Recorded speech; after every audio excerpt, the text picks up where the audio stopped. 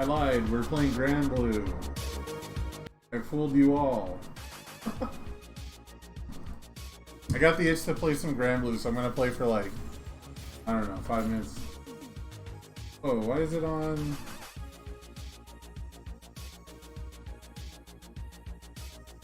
My stream preview was showing like a different background. Anyway.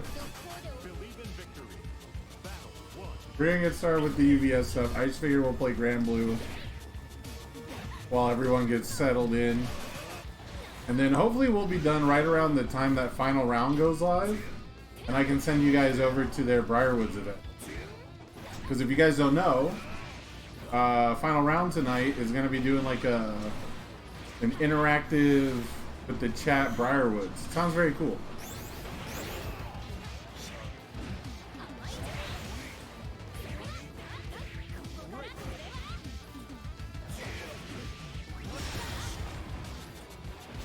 Whoa.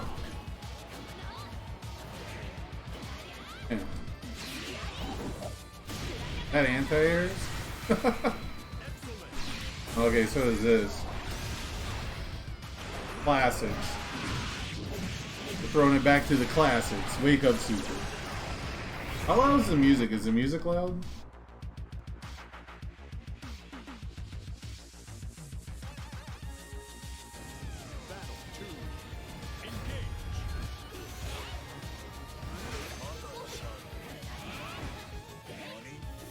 It was easy for you guys? Okay. Our first time it was easy.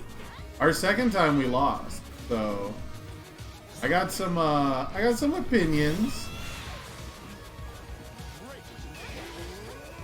I don't think it was a perfect supplement, but I will say right off the bat, I was very happy with it.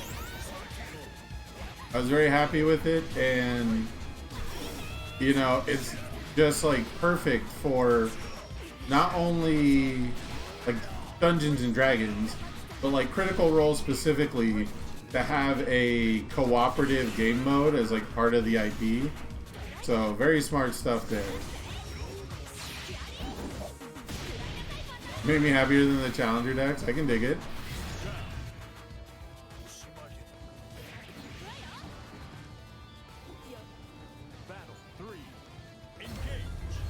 Did anyone in the chat lose to the Briarwoods? I remember we did it with 4 people, and somebody was like, wow, they get 100 health. That's a lot. And I was like, if your deck can't deal 25 damage, I don't want you on my team, you know? By turn 2, 20 plus attacks, yeah. I think it very much depends on your opening hand. I'll say that. Because we had some hands where nobody had attacks, and like if you're building a foundation, they get to retaliate, right? They get to activate. So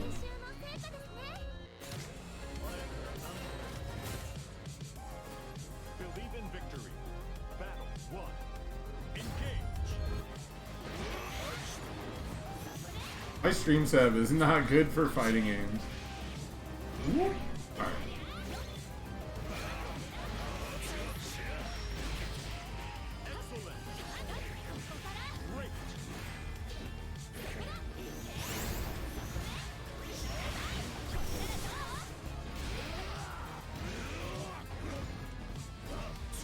Oh.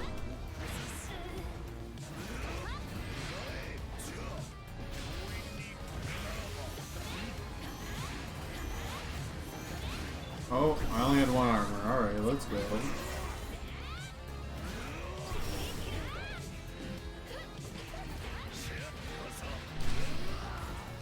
I tried to super to finish that combo.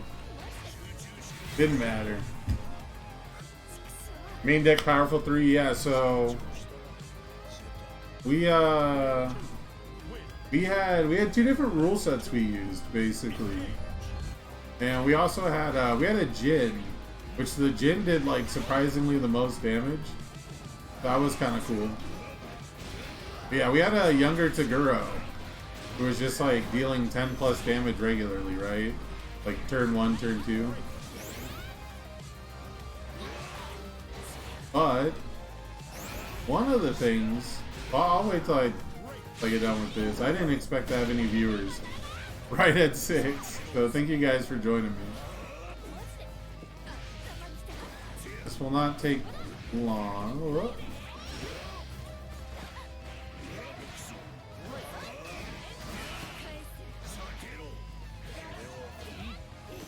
Come here.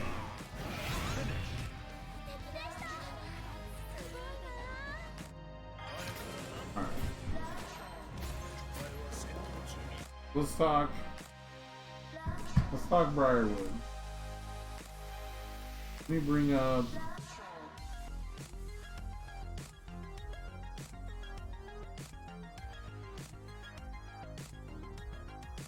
let's see if I can bring up. We also gotta talk about the Godzilla stuff, so I gotta go to the website anyways.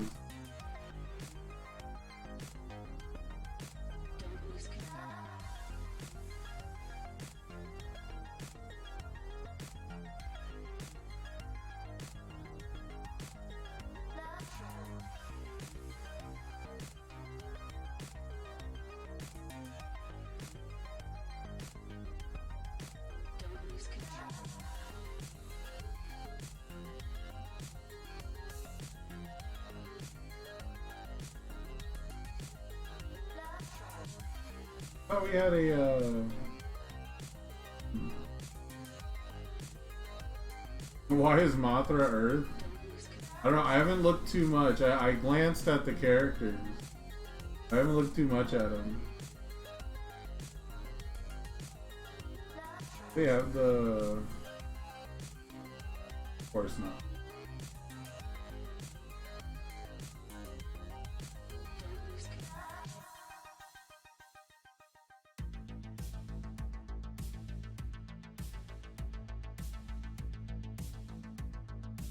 I thought we had...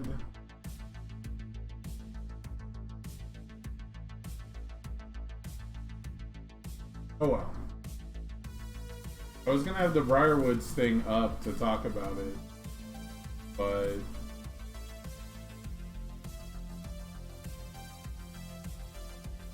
guess we don't have... Oh, here it is, here it is. Alright, I knew it was in an article, right? So I went to my locals on Sunday, and we had 4 people, and we were gonna just do like a regular locals thing, but then Jazz, who is actually gonna retire from our LGS and join our playgroup hopefully, but it's like his last week, and he mentioned that they have the Briarwoods cards. He handed them out, and they had the pamphlet, and we decided to just do like a 4-player co-op thing, which was perfect, right? We're missing a couple people. You know, if you're gonna do a 4-person locals and try to do 3 rounds, you're just all playing each person who's there, right? So pretty low stakes kind of day. It worked out perfectly. We just picked 4 decks that were built normally, right? They were built regularly, and we had Jin, Void Jin, Younger Toguro, Chaos Mirio. Was Chaos or Good? I think it was Chaos. And then Asui 3, right?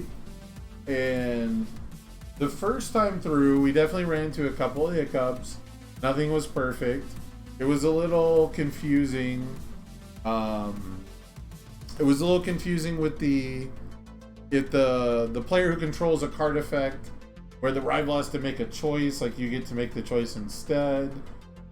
We wanted to come up with like, is there a way that deadlock could come into play? So the idea that there was like just like dead abilities was kind of tough to reconcile with, and we actually we left it up to dice rolls. Like if it was like a purely binary sort of thing, we would roll a die, and like evens would be one outcome, odds would be the other. It seemed appropriate for a D&D style product, right? So like there is a couple bumpy issues if your deck isn't built with this kind of thing in mind. But I think if you build a deck to like take on the Briarwoods, you would definitely have to up the difficulty. First form on May. Wait, why couldn't you first form? I don't know why May would have to change. You can end the combat phase.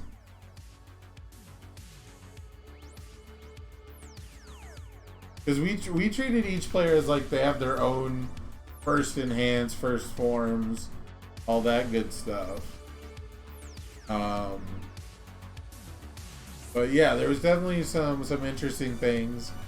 As far as the actual, oh, you can either play a card or pass. Oh, that's fair, I guess. We just had it as taken action. So yeah, I guess that's true. You do just like quite literally get the play a card or pass option.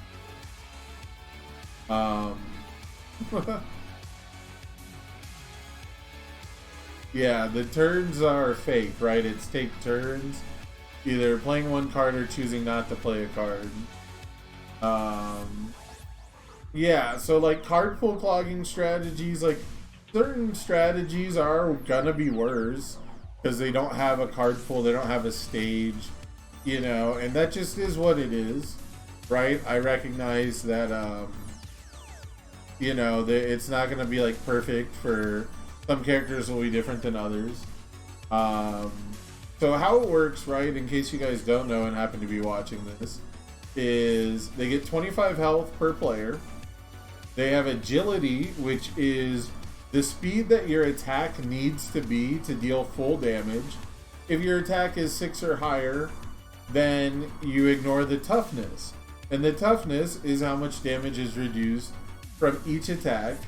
And if it reduces damage, but the attack still deals damage, it's considered partially blocked. So why that's cool is we had an Asui 3 in our game.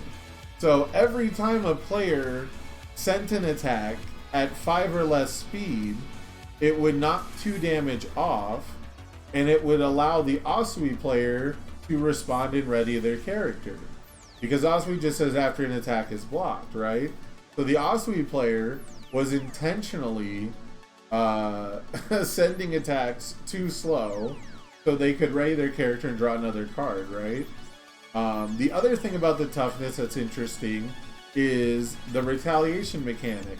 So the retaliation is just basically they send like a fake attack at you, and you just roll a 6-sided die, and on a 1 to 2 it's a low attack, on a 3 to 4 it's a mid, and on a 5 to 6 it is a high attack, right? And the stats are a little different: 3 low 6, 4 mid 8, 4 high 7. Pretty simple stuff. And you then get the opportunity to block them, and we gave everyone like a full enhanced step, like you got your own enhanced step to defend. We allowed responses on attacks. We allowed like Genkai's guidance, for example, or like Jin's response to give -2 speed. So we just treated it as if they were playing that attack, like aborting it from the card pool. Even though there's no physical card, right? We allowed Cape of No Return to remove the attack. I played Mirio, so I got to reduce the damage of attacks pretty frequently. I didn't have to block too often. Basically, yeah, the end of round retaliation. At the end of the round, at the end of the combat phase, or after every player, yeah, once you end the combat phase, they retaliate too, right? So there's like one guaranteed retaliation attack per combat phase. And so with Mirio, with all the cards in my pool, I would usually opt to just do the Mirio enhance and make it 0. So it's not super clear on like how the attacks work, right? And if you're really super stringent, if you're really stingy about it, and you did everything like read as written, I do think this is pretty tough, because you lose a lot of defensive abilities, right? Like if you read it as written and the attack isn't in a card pool, then decoy duplicate doesn't work, you know? If you don't treat the retaliates as attacks at all, even though it is under the attacking and blocking section, like the game just kind of doesn't function the same anyways. So we opted to allow people like pretty much anything that felt like it would fit a normal attack. And so the retaliation happens at the end of the round. It happens when you deal 10 or more damage to them. So having a slow attack that's dealing 11 damage with the toughness was actually really kind of nice. It was kind of cool to balance out how much damage am I dealing, where do I invest resources, right? Can I EX versus powerful is kind of a fun discussion, because I was playing an Armor of the Wolf deck, so like I could either add 3 damage, but if 2 of it's gonna get knocked off, why not add 3 speed? It's, you know, about the same, right? I can then put more damage through other resources, but again, didn't come up too much. The activations are cool. I do think the activations are nice. So after everyone plays a card or chooses not to play a card, you roll a 6-sided die, and some of these are definitely better than others. The Silas's Hunger was the one that really hurt us. That's right when I was starting to think things were getting too easy the first time. The Silas's Hunger healed them for 12 because we had 4 players. So that one was kind of rough. But the first time we played, it says you can do 1 enhance during each player's attack. So we decided that we would have your attack mean everybody's attack. We would have like everything be, you know, as kind of freelance as possible to actually like buff each other. And the main abuse for that was prone to dry eyes. The Osby 3 player had prone to dry eyes out, and so every time it was their turn to do the 1 enhance, they would just discard a card and buff everyone's attacks. And so the first time we went through, we were like, okay, that's probably a little too easy. That's probably a little too good. It's not your attack, so we decided to treat your attack, this attack, as different. But on the second playthrough, we kept rolling 1s early on, and all the players had a bunch of foundations. So before we ever dealt like any meaningful damage, and the one time we did deal meaningful damage, they rolled like 2 1s again, like back to back, for the heal everyone. We had a bunch of players who had cards in their card pool, they had foundations in their card pool, they didn't have the right block zones, and like within 1 turn cycle, we had 2 players knocked out. And then I forget what it was, but I kept reducing the damage of the attacks, and the Jin kept using Genkai's guidance and you know, the speed reduction. And so we were able to block the retaliations, but I think I took 5 Silas's Hunger triggers for 15 damage, and it just wasn't feasible, right? So it's very interesting that it seems like playing Foundations is really not good. It seems like you're really better off playing like 1 or 2 attacks, maybe 1 foundation, and then, you know, ending the combat phase there. Just, you know, big slugging attacks like 1 at a time is good, especially since, again, you gotta block the retaliations when you're building with cards in your card pool. So if your teammates build 3 foundations and they gotta block twice in between that, and they only have 3 foundations total, like, they're gonna take a bunch of damage. So it's very scaling difficulty, I would say. It's very random how difficult it can be, and that's good. I think that's fine for what it is. I think if you build a deck with it in mind, you definitely have to use the advanced rules, where in desperation mode, if they have less than 50 health, they get +1 speed and +1 damage. Honestly, you should probably run with those anyways, just because I think that the retaliations are like few enough that they're fine to deal with, but it's the automatic health loss from the activations that make it really tough. We had the chaotic domination do like nothing. Like, nobody had attacks in their card pools, but at the same time, because we weren't attacking, we were taking the retaliations, and that's the game that we lost. So all in all, I think it's very, very cool stuff. The card looks sick. The actual physical card, I should have grabbed it. It's downstairs. Although my camera sucks too much to show it off anyways. But the physical card looks very cool. Yeah, I got really nothing bad to say um, about the whole experience. Just know that going into it, right? If you're any kind of Dungeons and Dragons player, if you're any kind of tabletop RPGer, just remember that you can contour it to fit how you want it to be, right?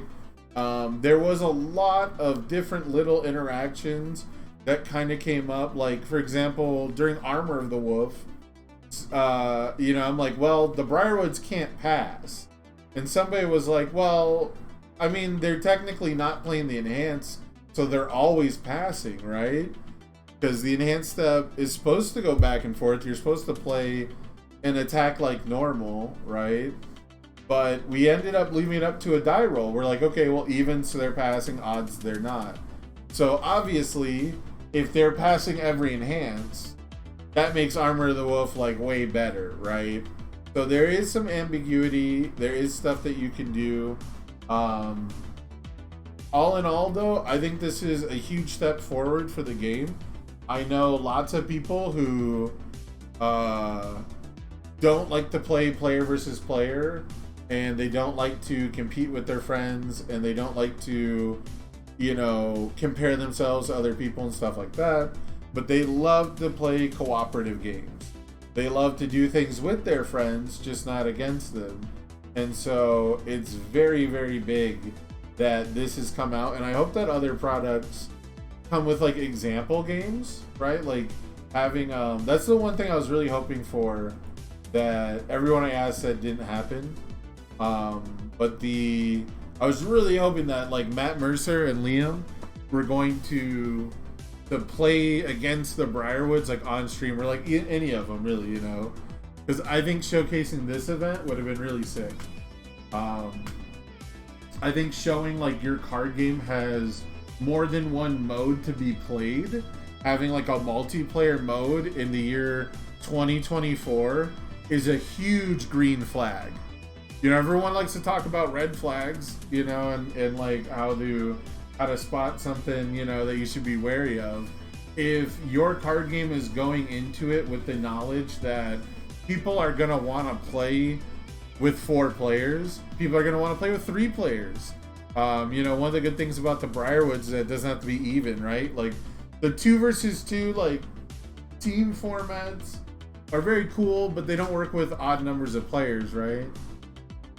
Yeah, Lorcana just announced something similar, right? So you should be hitting the ground running with multiplayer in mind. Commander has changed the landscape of card games. Magic, for what it's worth, dictates the landscape. And Magic has had cool events like this, like Theros. You could battle the Minotaur and defeat the Kraken in the Trials of whatever the hell. They've done other stuff. So this is like a huge, like, how do I put it? I don't want it to sound the wrong way, but this is like this is like a big company move, right? Like this is like a big boy move. Like this is the kind of stuff that you need to have, I think regularly. I won't say with every set, right? I won't say with every set. But, looking at what we've got coming down the pipeline, I mean, Attack on Titan is just perfect for this, right? Attack on Titan is just perfect for this. Having you and your friends team up against one big giant enemy, and it should be hard as hell, right? Like for Attack on Titan, it should be like dire straits from the very beginning. People should just be getting swallowed whole on a 6. If they roll a 6, they just eat somebody's character.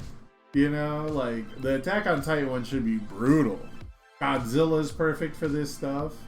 I would say in the future, if it's possible, I would really like to see it as a product that has cards in it. Would have loved to have actually seen this packed in with the Challenger Series decks themselves. That's true. I think that might be... Yeah, I guess in the rules you just tell people there's 2 different ways to play, right? I don't think it'd be that confusing to just have the 2 separate rules. It might be a little bit much, because this is the way the Briarwoods are set up, it does play very different from a normal game, right? One of the I guess it's not a downside. Again, it's not like a negative, but compared to like a commander or compared to like most other like raid decks, right? Like the World of Warcraft raid decks, I'm pretty sure everybody just takes like their whole turn, and it's very much like a normal gameplay sort of thing, and like most of the cards do function the same. But when it comes to the Briarwoods, it is different enough. Like the turn flow is different, and it is different enough that having it be with like the first product you're supposed to buy might be, it might have unseen, you know, ramifications, but I don't think it would be a bad idea. Definitely having an insert that tells people, hey, if you go to your local game store, you can fight the Briarwoods.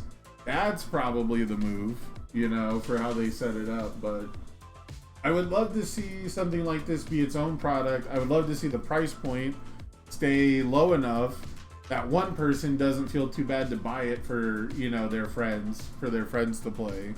You know, something in like the $20 range. It doesn't have to come with a lot of cards. Like just having like a 10 to 20 boss card deck where you can emulate a stage, you can emulate an attack happening. You can still like roll the dice and you know the cards will be like, you know, face up or accessible enough.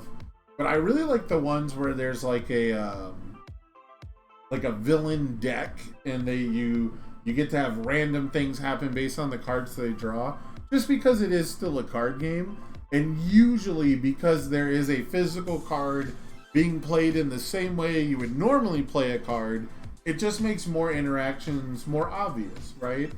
It also makes a card like Cape of No Return really good, because if it's a 20 card-ish deck and, you know, it flips over attacks from the boss and you can remove them from the game, like that makes you feel really good, right? You're having like a permanent lasting effect. So either way, I would love to see the evolution of this idea, tying it into D&D so you can do dice rolling, and tying it in with a D&D product like, you know, IP like Critical Role, making it so that it doesn't feel super weird to not be a stickler for rules on this, I think is really beneficial too. Because at the end of the day, I think everybody should, you know, basically make the rulings how they would want to do it. You know, find the way that your group all agrees on wanting to play, and then not worry about if you're doing it right or not. If it's too easy, you can modify it, you know? If it's too easy, have the Briarwoods retaliate twice or something. You know, put more pressure on you. 2 activations, easy, right? It's very, very easy to adjust knobs at different places on the Briarwoods. You can up their agility, you can up their toughness, right? So, yeah, the easiest way is to just attack once and pass, basically. Attack once, build once. Yeah, they definitely punish you for trying to play like a ridiculous normal standard turn, but that's okay. Like, you know, once you learn that and you make that adjustment, like that means more people get to play the game usually. That is something I was going to say about the Briarwoods, is with the health totals the way they are and the way stuff is set up with the retaliations, I do think it does a great job of divvying up how much, you know, each player gets to play. Obviously, some decks are going to do more damage than others, but the ability to block for other players is very underrated. I don't think we did that a single time when we played, but thinking about the way that the Jin player had so many extra resources because their blocks were easy and they had, you know, cards that like Genkai's Guidance and Cape of No Return. Like, they could have easily blocked for our teammates who died, right? So you can have like a defensive specialist and they can just not worry about dealing damage. They can just worry about, you know, blocking for the other players, right? So I think that you could have like a Recovery Girl player who every time they get retaliated against, they get to build something and they'll heal it off.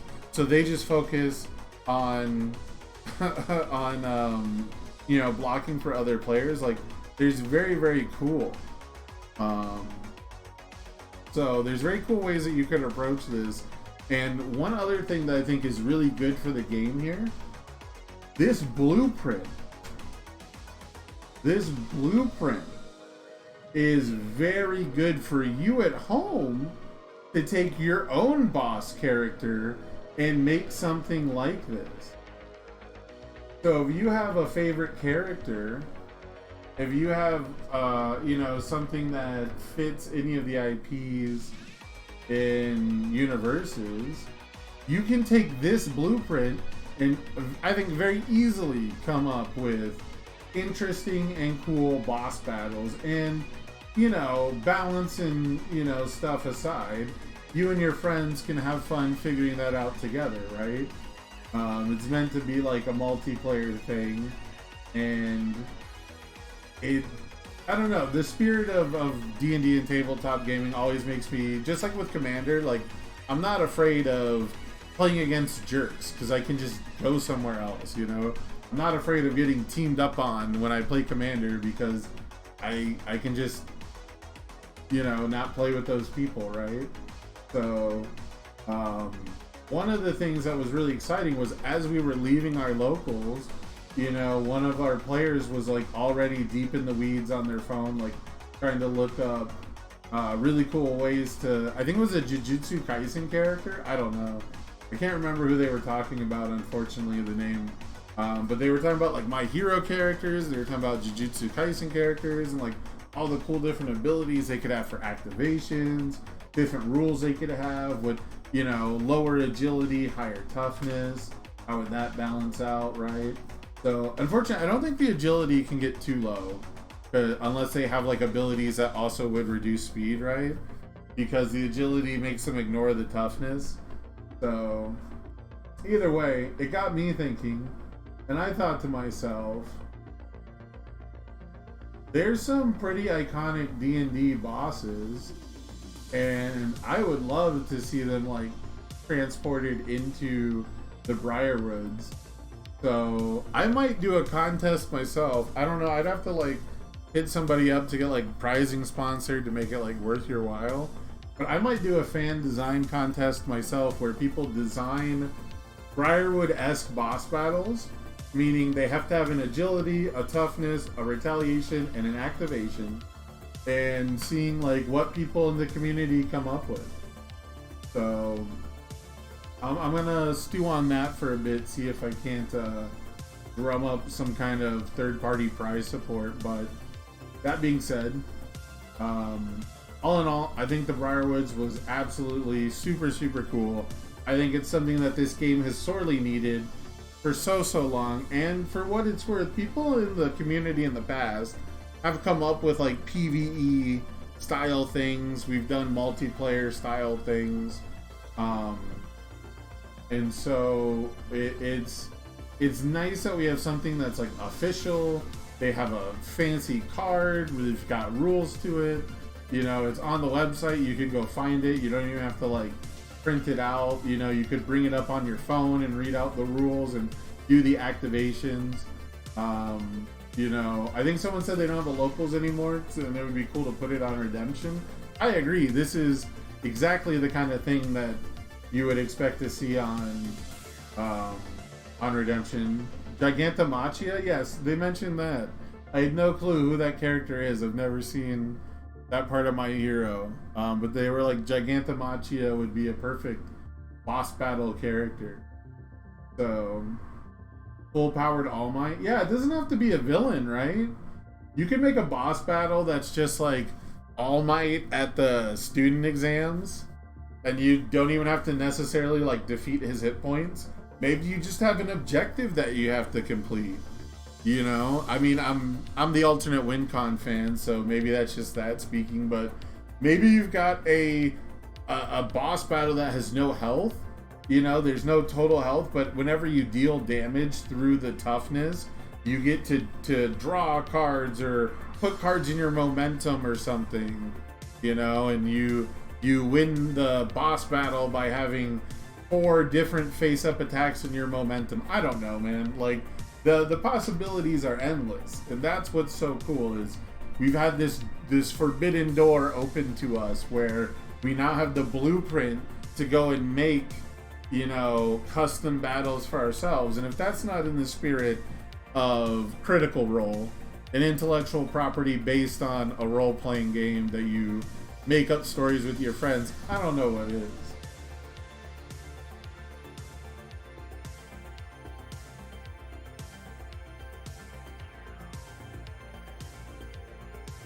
Entrance exam gauntlet? Yeah, true. Entrance exam gauntlet, All Might.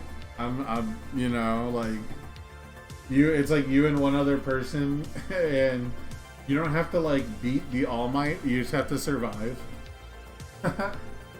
You could even do, like, what's the exam where they have to, like, practice being villains? And you have to, like, protect, like, a bomb or something. It's just, like, capture the flag. You know what I want to see? I'm trying to get a good picture of it. But I want to see Tiamat. Let me get Tiamat, man. Every time Tiamat retaliates, you have to roll to see which head is attacking you. Depending on which head attacks you, you have to, like, block with a different zone, right? Black is unblockable. I think Tiamat would be a sick boss battle. There's just, like, 5 different types of retaliations. When they activate, there's, like, a breath weapon, but you have to decide which breath weapon it is. Each breath weapon has its own, like, keyword. I've not watched any of Vox Machina. I'm the worst at watching media. I don't do things alone, and watching TV with people is kind of weird, so I don't watch a lot of, like, TV shows. I did watch the first episode of Obi-Wan on Disney Plus last night, but I fell asleep, like, right at the end, so I didn't watch the second episode. I just passed out. Star Trek could be a battle against a Klingon ship where your cards operate different parts of the ship. Yeah, there's a lot of cool stuff you could do. Oh man, I would love to see. Don't get me started with space battles. I've been playing too much Star Wars Unlimited too, so you know I'm thinking of, like, different implications for that game. But yeah, I would love to see different, like, iconic Dungeons and Dragons monsters.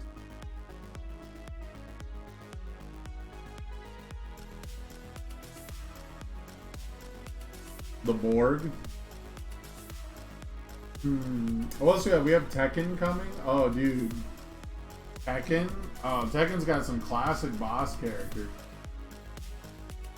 You've got Devil Jin, Heihachi, Shinpachi. You've got, I think his mom's a devil too. What's her name? Devil Kazumi. He's got the devil gene. Akuma? You get Akuma as a boss from Tekken? Ogre? Hell yeah, Ogre would be good. Ogre would be a good one. Here you go. There's your... I shouldn't put my search up. Let's try and get the image.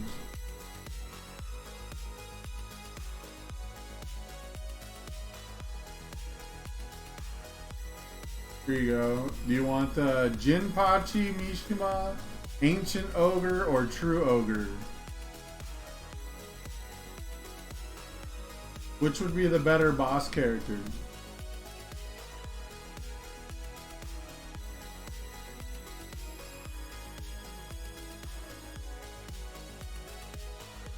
Yeah, I think this was a home run overall.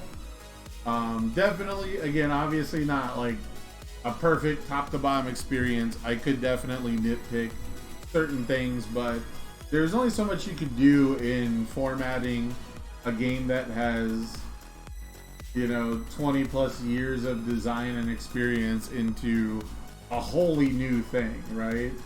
So The only thing I'll say is it was a little rough based on which decks you bring, having like dead abilities. And that's the only thing I would really want to fix, I guess. I would want to like shore up in the future. Is like have like a rule for deadlock effects. Unless deadlock is going away forever and we can just forget about it. I'm cool with that too. Have there been girl power reveals? Have there been like Godzilla reveals? Have we seen any deadlock from like future stuff? I don't know. But it'd be weird if Dark Tournament had no deadlock, but then they still printed deadlock from other stuff.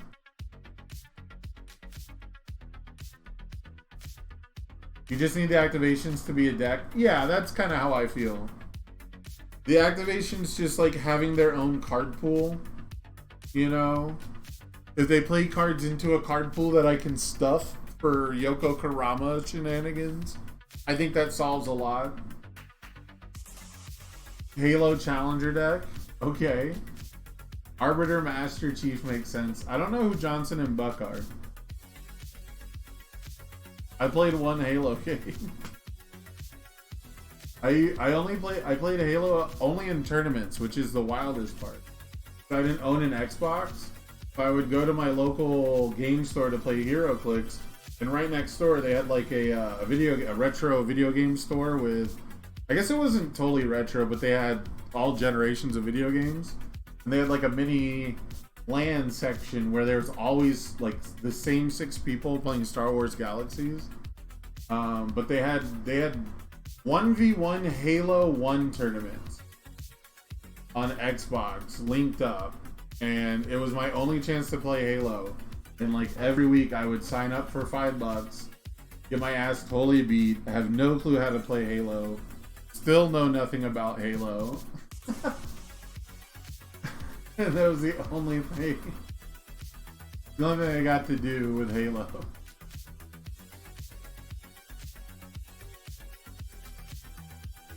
Fuck is ODST? Okay. ODST was the one everyone hated, right? Because it like added abilities.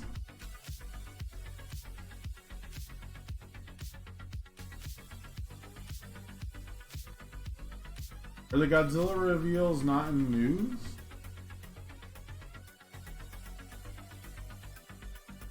I would have thought.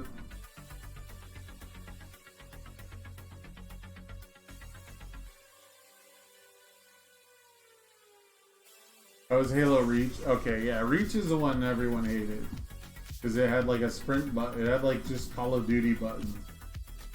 Right? It had like abilities like Call of Duty. Where is the Godzilla reveal? Are they in a video? Make an article with a link to the video. Use all of that real estate.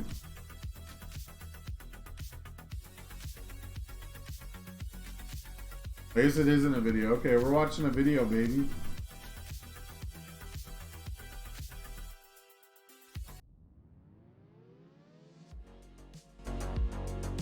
Hey there, Universes. I'm Levi from UVS Games. Now, Universes has long featured worlds from all different forms of media, but our newest expansion really has some monstrous things in store for us. Of course, I'm talking about Godzilla Challenger Series. 2 different pre-constructed decks from the world of Godzilla, and today, we're gonna look how far Rodan is away. He's so small.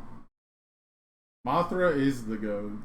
learn a little bit more about each of these iconic monsters entering our game. So come on, Universes, let's head over to downtown Tokyo and meet the monsters. The first character that we're going to talk about is, of course, the king of monsters himself, Godzilla. Godzilla is an absolute beast. He has the title for a reason, after all. Godzilla stands tall and takes down other monsters with colossal strength. To represent that massive size, Godzilla rewards you with a huge damage benefit for playing cards that are higher in their difficulty number. But monsters aren't all Godzilla tears apart. After all, it wouldn't be Godzilla if you couldn't smash, demolish, and leave cities crumbling in your wake. That's why Godzilla's once per game ability allows you to lay complete waste to every resource in both players' stages. This ability is so good. Like, let's can we just talk about like This ability, once per game, discard 4 cards. It's so good because you're not going to be playing that many cards with no foundations anyways, right? So discarding 4 cards is not a big deal. If you're in a bad enough position where your best play is to board wipe and not win the game, you probably want to draw a new hand anyways. Like, there's just, I don't know. There's so much good about this. Moltz was cooking earlier today. Okay. The first form once per game on this is just, I don't know. It's monstrous. Like, that's just the best way to put it. It's not like an auto win, right? It's got its own checks and balances, so I don't think it's like the world's biggest deal, but it's very good. And the fact that you can like force it by just building yourself is pretty nice. It'll be interesting to see if there's like assets that win you the game, because it says destroy all foundations.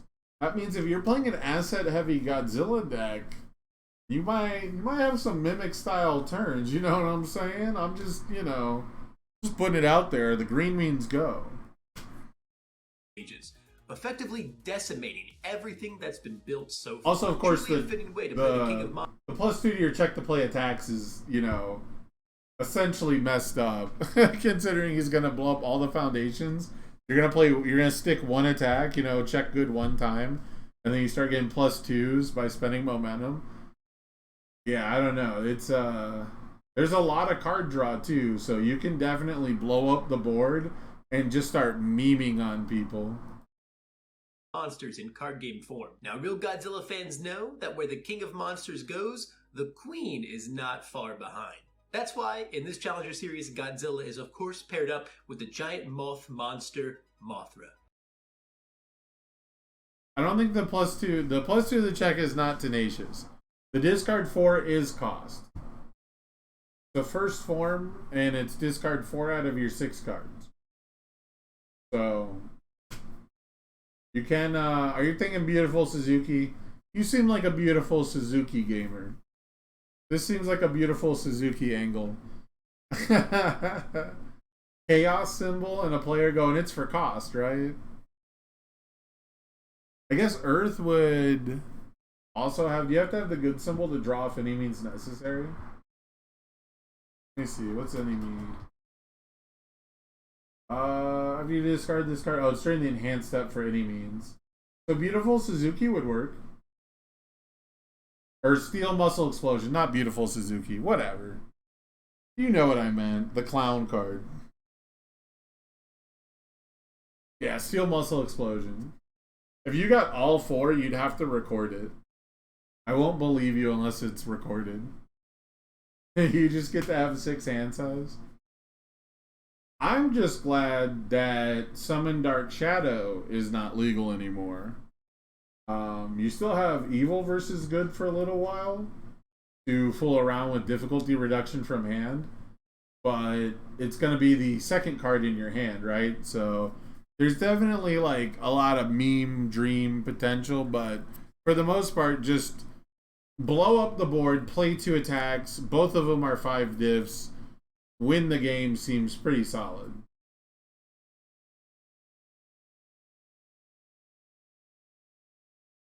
Yeah, you blow up the board and then you play Armor of the Wolf and you just sink all your momentum into it. Armor of the Wolf gets 3 damage to start. They have to pass minimum once. And then you just get to dump get to EX 1 time and then dump everything else into powerful. Seems pretty good. Walk the dog Godzilla. Why would we walk the dog after we blow up the foundation? I guess the powerful 3 and it's 6 low 6. You could just walk the dog without doing the first form. That's true. It's just a casual 6 low 9. Yeah, okay.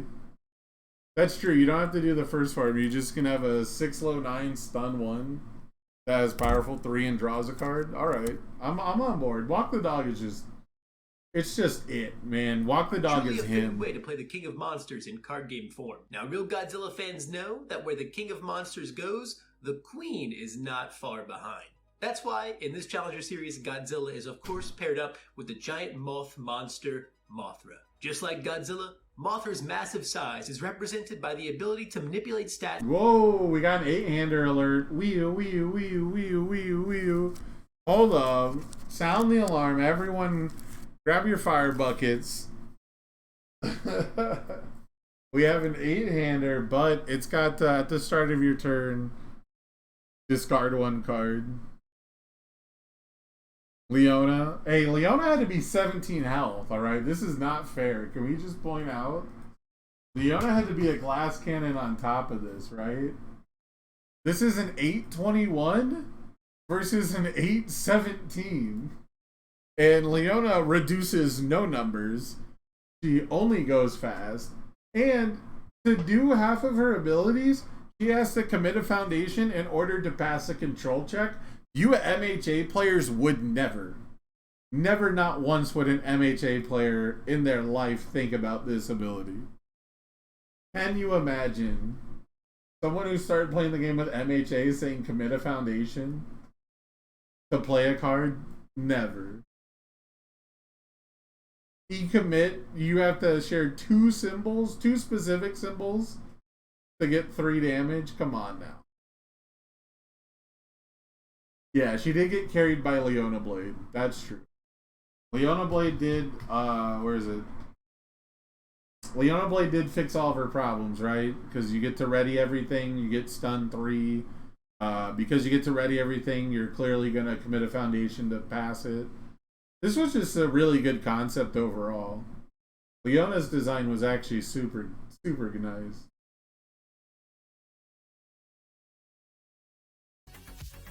I love me some Leona. So at the start of the end phase, you do have to discard a card. So not like a real 8-hander, but you do get the you do get to kill somebody as an 8-hander, right? You do get to play your whole turn as an 8-hander, and if the game ends, you don't. Doesn't matter if you discard a card. Enhanced commit, you get X plus X or minus X speed. X equals the printed difficulty, and then you can spend 2 momentum to ready Mothra. So. Kind of a speed queen. Number of attacks. The higher the number, the more speed. Now, being a protector, Mothra even works defensively to take away your rival's speed as well. Of course, all of that comes at the cost of committing Mothra. But once you have some momentum resources, you can ready her back up and commit her again for even more power. As long as you have momentum, Mothra will rise up again and again to protect humanity from carnage. Now let's shift our focus to the second. Oh, that's cute. Readying Mothra is like resurrecting. I was kind of expecting Mothra to have something similar to King Ghidorah, where like Mothra is like a 10 health character, but you have to kill her twice. I was expecting something like that, but I can go with a readying a character pun. I can get behind the idea that like readying her is her rising up.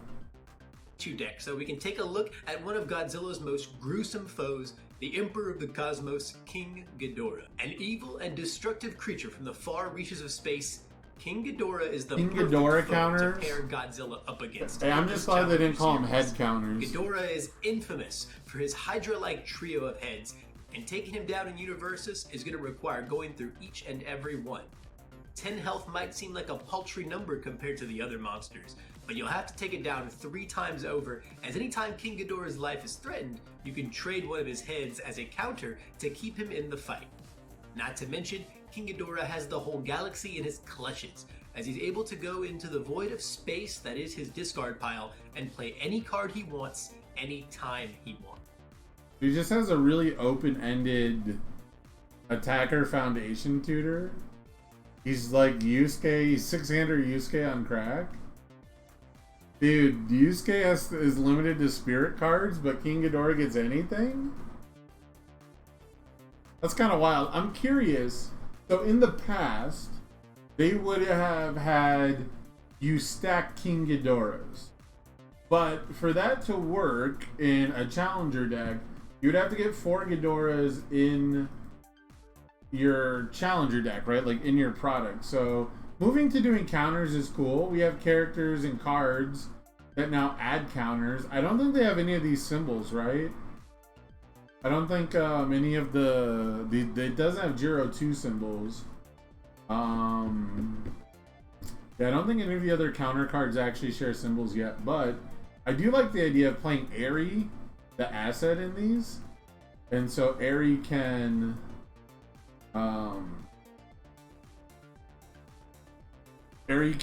let you live at 1, then you lose the counter, and then you rebuild in Eri and you can live at 1 again. So I think that's very cool. I'm curious if they're gonna make it a card that says you can't gain health again, because the old character Taisei got dunked by Novitiate, I think it was, saying that your opponent couldn't play abilities that gain health or something like that, or like they can't gain health for this turn. Evil symbol for all the if you played this card from anywhere. Yeah, that's true. You play it from your discard pile. Huh. Well, you play it from the remove from game pile, actually. So yeah, more Yakuza support is interesting. But yeah, the choice to be counters used to be character Monster stacking. Zero is as much a triple threat as ever, with his terrifying command of everything at his interstellar disposal. Lastly, let's crank our necks and peer up high to get a good view of Godzilla's giant pteranodon foe, the giant monster of the sky, Rodan. A radioactive reptilian menace, the sky is Rodan's domain and destruction is his game. Removing cards from his discard pile and destroying all in his wake gives Rodan an intense command over the speed of all attacks. His supersonic flight can't be contested. This kaiju will overwhelm you with how... Hold up, sorry, Justin said you'll get the guaranteed +1 or -1 from the EA Foundation, and that's so true. That's actually so good. Oh my god, dude. You can like pay life twice and use quick to act or something. That's so funny, actually. Sorry. Oh man. Oh, he gets to play the Kirigiri Foundation. What's the Kirigiri one? Shoot. Does it have chaos? No. What's the... Oh, I can't... I'm gonna remember it too late. It's the one that bounces the attack back to hand if you're at 10 or less. Dissolving the conflict. That's it. I knew I had dissolving. Dude, you get to play dissolving the conflict frame 1? That's fucking sick.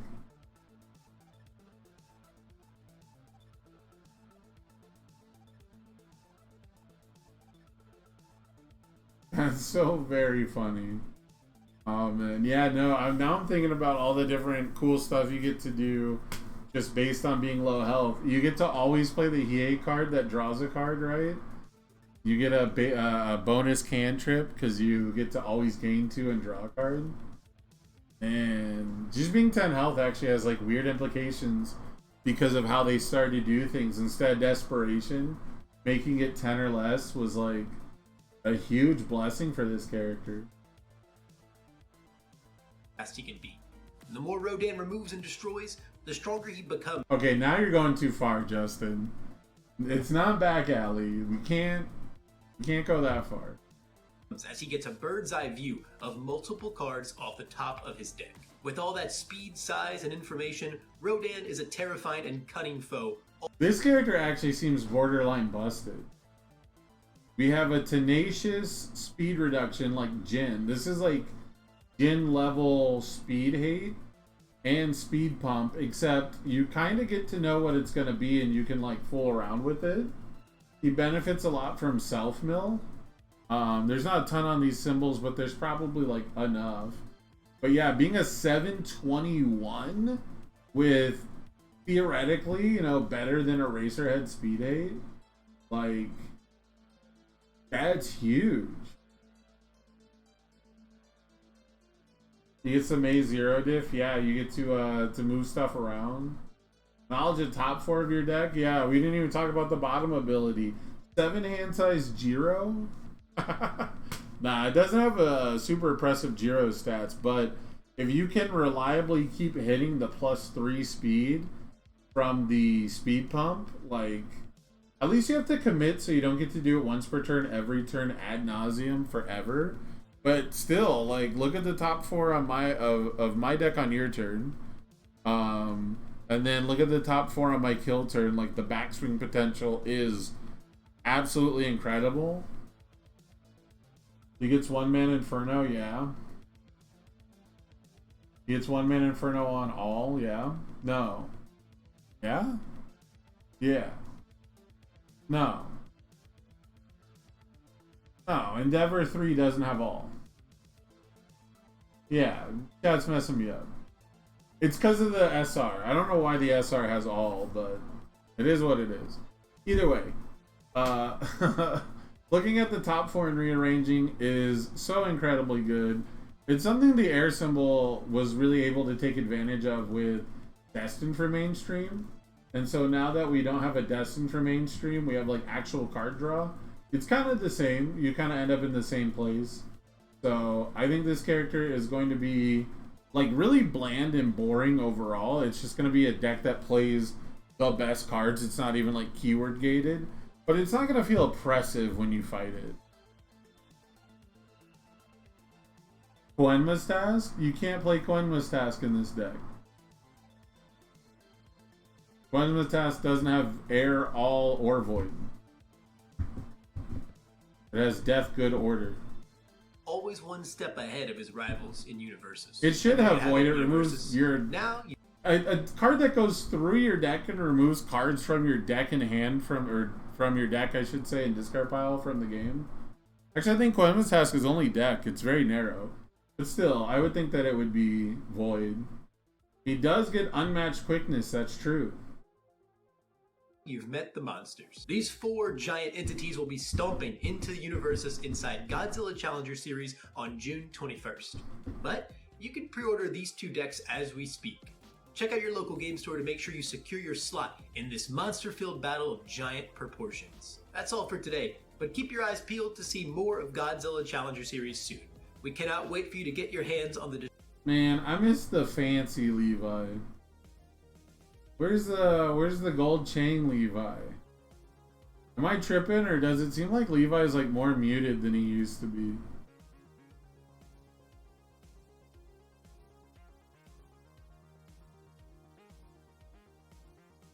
Like, we're still rocking the glasses, but like I need like the interview Levi, you know? There's like one of the quick breakdown videos.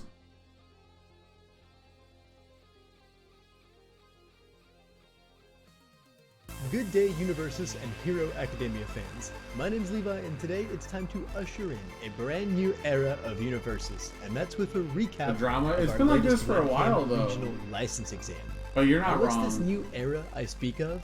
Well, this was no ordinary RLE. Hot off the heels of this massive number of players is no doubt a result of the webcam format of this event. What's better than jamming games from the comfort of your own home? Especially when the event is run by the affable folks over at Unfun Stuff and is set to an emotional roller coaster that was day one came to a close. We saw so many cool things from mimics. Yeah, I don't know. There's just there's a little pop. I don't know. It's just different. Just like Godzilla, Mothra's in this Challenger Series, Godzilla is of course paired up with the giant moth monster. It's like Mothra. Someone told him, just don't like talk with your hands. Like, I hope someone didn't give him like shitty feedback. Because it's pretty easy to get in your own head about stuff and let like one stupid comment like dictate, you know, like one person's idea is correct. You know, it's very easy to just get some feedback and like take it to heart and be like, okay, I'll do that in the future. And then it just turned out to be like, that was just one person's thing. Yeah, I also hope he's running it how he wants. I don't know if he was hired for his personality specifically, right? But that's definitely got to be part of it when you're having him do your media. So Yeah, it's probably just the fact that like he's working there for a while now, and at some point you establish like a normal workflow, but like I don't know. I remember every time I'd see Levi on the screen, it just made me happy, and he would be smiling, you know. And now it just seems like someone told him like you should be more serious, you know. You should be more toned down or something, and like that's not what I want.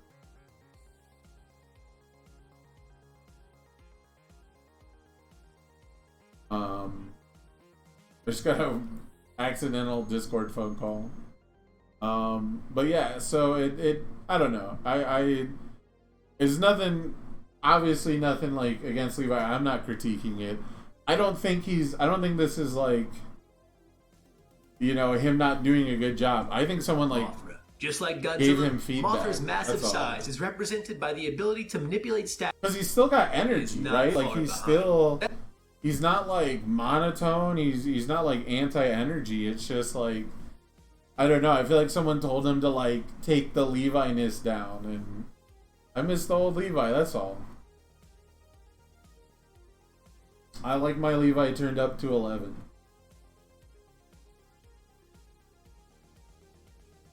But yeah, that's Godzilla. That's the Briarwoods.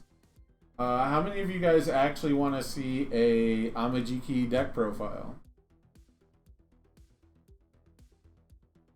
So I've had some pretty good success with this deck, beating down some of the more defensive decks. It does pretty good into water decks. It could probably be teched a little better against water decks, but it's done pretty good.